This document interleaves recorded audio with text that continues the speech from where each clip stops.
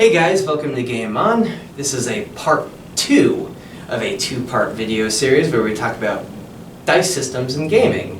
Make sure to check out our first video on the D20 system and the D6 system. Now, there's more than just the D20s and Yahtzee dice spilling out of my gaming bag, so let's today talk about the D100 system and the dice pool system. Okay, so D100, also known as percentile dice, is one of the most simple and intuitive dice systems out there. Obviously, a scale of 1 to 100 is, as percentile, is something that almost anybody can grasp in terms of odds and probabilities, which makes it extremely easy to grasp and easy to use for anybody of any gaming experience level. But it's also incredibly versatile because you have a 100 roll distribution available to you, so you can have very fine increments of different outcomes, whether it's a skill test or sort of a random table or anything like that. It's just built into the system to have a tremendous amount of variability and options in the system. So, but we're going to talk about some of the other aspects of a D100 system. Well, let's talk about what game systems tend to use it. Okay, yeah, so the big ones that we can think of are, my favorite is called Cthulhu. We got ourselves the Warhammer Fantasy series. We got ourselves Cyberpunk 2020. So they're big gaming systems. They're using these D100 systems, and what's nice about it is, like you said, it's very versatile. Again, we are dropping 3 very different fluff and storylines onto one kind of system. Yeah. No, it's a nice system that way because it has it can serve as a foundation for almost anything. It's similar to a D6 system that we talked about in the last episode. What I like about it, again, is it's not math intensive, so all kinds of players can wrap their heads around it. Yeah. It's obviously a very linear distribution, so it's predictable. Yep. One aspect of these games, they tend to be very skill-based, skill-heavy. Yes. Which lends itself again to that sort of wide distribution. But one thing that I've noticed about many of these systems, I won't say all of them, is that skill tests are hard in these systems. Yeah, they are. Because one thing that a D100 system doesn't do well is it doesn't have good attribute defaults. It's very hard to do. It's hard to accommodate unskilled tests in these systems without special rules. Yes. Right? Because if you have 0 in a skill and you're 1 to 100, it's what is your default? What is your baseline? Yeah. So you have to write a special case rule to accommodate that. Some of the systems do that, but it tends to be fairly low percentages. So you end up not being able to do a lot of stuff in a game if you don't have skills in it. Yeah. That's the unfortunate part, because sometimes you can't even really creatively roleplay your way around it. Sometimes it just requires, there's a skill that you need to do, and you just can't do it. Yeah, I think that's where the game master comes in, and has to use some common sense to give people a shot at achieving something that's narratively important in the game, even if the system doesn't necessarily support it. That's true of any dice system, but particularly so with a D100 system where you're going to be very likely without somebody in the party who can handle that kind of thing in many cases. Yeah, and actually playing off of the skills, is unlike the D20 systems, there isn't really a leveling up mechanic in a lot of these games. Most of it is just adding to your skills. So, or Yes. making a skill better. It's an incremental system, yeah. So as you earn experience, or whatever the mechanic is in the system that gives you additional skill points, you apply them to specific skills or categories, abilities, attributes, whatever, but you do it piecemeal. It's Yes. they're not level plateaus. Yeah, and it doesn't normally come in like a giant package, like a paladin leveling up in D&D gets all of this, and this Right. you can say, I want some here, one here, just like you kind of were saying. In a way, it makes for a lot more diverse characters, because now not everyone is leveling up with the same kind of packaging. Yeah. Everyone is leveling up in different ways. Yeah, you save up your points to buy something big, whereas somebody else may dole them out in small quantities to incrementally increase a skill or so forth. Yeah. Yeah, so there's a lot of variability built into that system. But it doesn't require that you own but 2 dice. Yeah. So that's a bonus, maybe, unless you like dice, which we do, in which case, come on, let us use something else. Yeah, well, it is. But it we will is- we will solve that with the next system that we're talking about. Yes, the dice pool system. Pools can come in many forms, can use different dice. They tend to be either D10s or D6s, but that's just for convenience. They could really use almost anything, actually. So what are some of the characteristics of dice pool systems? You get to roll a lot of dice. Well, yes, okay. Other than the obvious.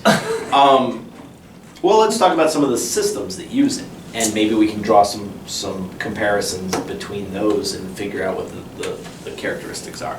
So I've talked before about how much I like White Wolf. White Wolf is a D10, or at least the original White Wolf gaming systems, Vampire and so forth, were D10 based dice pools. My favorite, actually, D10s, because, well, humans, we think in base 10, for obvious reasons. So D10 dice pools are very intuitive, it's easy for people to grasp. The dice has enough sides on it to give you a nice, clean distribution. Yeah, so I think it's kind of an ideal dice system. But there are some others. Shadowrun is another common one, and that's what D6 is. Yeah. So a mountain, they just buy a 36 brick of D6s, and that will have about half as many dice as you need for that I game. was gonna say that's Um, almost half of what you need. Yeah. Another dice pool system that's actually a little bit simpler and always stays with 4 is they call it Fate Fudge, the Dresden Files system, where Okay. it's 4d6. Uh-huh. And So it's a limited dice pool. yes, Okay. where they're kind of canceling each other out, and you have a net. That's how dice systems work. Is that you work more on the net positive or the net successes. Yeah, it's sort of cumulative successes. You're not rolling for a specific number target, or at least not a pure number target. You're working with a difficulty level for the individual dice, and then the number of successes you need if it's depending on the type of skill test it is. So there's 2 dynamics at play in every roll. While that might seem complicated, it actually flows very intuitively. Because say with a D10 based dice pool system, your difficulty is a 6, right? So you're effectively getting a 50-50 shot with every die you throw. You roll them up, say you have 5 in your pool. You roll them, how many are 6 or more? Well, that's the number of successes you got, and you call that out, and if that's enough to win, then you win. A lot of times these are contested rolls. Dice pool systems tend to have a lot of contested rolls. So Okay. I might get 3 successes to attack you, and you might roll 4 successes to defend, which means you successfully block or parry or dodge or whatever. And so these contested rolls work that way. But what sounds really cool is that this system is really good at helping you almost storytell a success, because you can succeed by a little, or you can succeed by a Yes. lot. Because in the D20 system, you want to roll 15. If you roll a 14, you fail. Yep. If you roll a 16, you pass. Yes. Yeah, incremental degrees of success is probably my favorite aspect of a dice pool system, because it gives both the players and the storyteller, game master, opportunities to embellish, to color in the details, right? If you make a roll by 1 in D&D, sure, you could say, okay, well, that was just a narrow success and you almost fell off the tight wire that you were walking across, but at the last minute you caught your balance and didn't. That can be done, but it's not as organic in the D&D system. Whereas a dice pool system, boy, if you succeeded, or let's say you need an incremental number of successes. Say you need a total of 10 successes to bash down a door, right? Yeah. How many rolls is that going to take? Well, who knows how many rolls is that going to take? You're going to roll 10? until you roll, yeah. Could take 20? Yeah, so there's a lot, narratively, there's a lot that adds to the drama. Yeah. It also is great for pace. Okay. Which is one of the advantages of a dice pool system, depending on how efficient it is. I'm not sure that Shadowrun is super great on pace, just for the sheer number of dice you have to roll in certain cases. That can kind of be a stumbling block. But as long as the dice pool is a manageable size, it's pretty good for pace. You don't like coming to the game table with buckets of dice? I do like coming to the game table with buckets of dice, I won't lie. But you don't necessarily want to have to pick up a bucket of dice after every skill test that you do, because that will make the game take all night. Yeah. For baseline default tests, in cases where your dice pool is comprised of multiple things, like for example, again, I'll use White Wolf as an example because it's my favorite, but so you get a certain number of dice for your attribute, your strength, if it's, a combat type situation. And then you get a certain amount for your skill. Okay. So let's say it's brawling, right? So I'm trying to punch you. So if it's a strength or a dex roll, whatever it is. So I get some for my attribute and some for my skill. And I put those two pools together, and that's my pool of dice to roll for that skill. Great. Say I'm trying to do something that I don't have a skill in. Well, I always have that attribute, which means I always have at least a small dice pool available to me to try something. Now, I may not have a great chance of doing it, but I have some chance of doing it, and it doesn't require a special rule, right? Yeah. Whether I have 10 dice in my dice pool or I have 2 dice in my dice pool, the objective is still the same objective, the roll is still the same roll, and it's just I have more chances to get it if I'm skilled in something, right? Yeah. So I like that aspect of it because it means that the system supports players doing almost anything that they would want to try and do in the game. Okay. Yeah. Which is what you want. You want the players to have the flexibility. Anything that they can imagine, you want to give them at least a shot at succeeding at it. So, yeah, that's what I like about the dice pool system. I'm slowly learning how to play the White Wolf system through these videos. These 2 videos, we covered the main 4 dice systems that you'll find in a lot of these gaming systems. We encourage you to go watch the first episode if you haven't seen it yet. But if you can get a firm grasp on these 4, you can play most of the major games. There are other ones out there. Some have specialty dice and all that, but these are the big ones that I think everybody is known to play with. So. Yep.